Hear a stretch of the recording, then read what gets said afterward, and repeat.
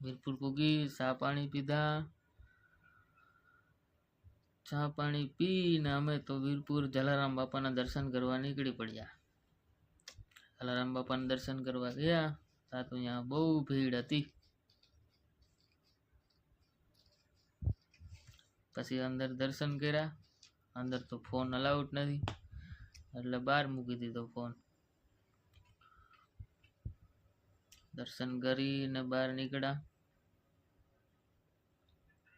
બહાર નીકળીને પછી ઘરે જવા માટે નીકળી ગયા.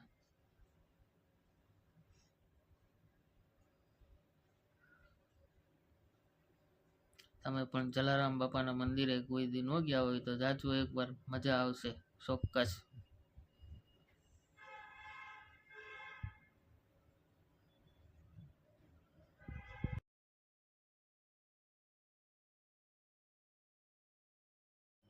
મારી ચેનલને કોઈ સબસ્ક્રાઇબ ન કરી હોય તો સબસ્ક્રાઇબ કરી લેજો મિત્રો.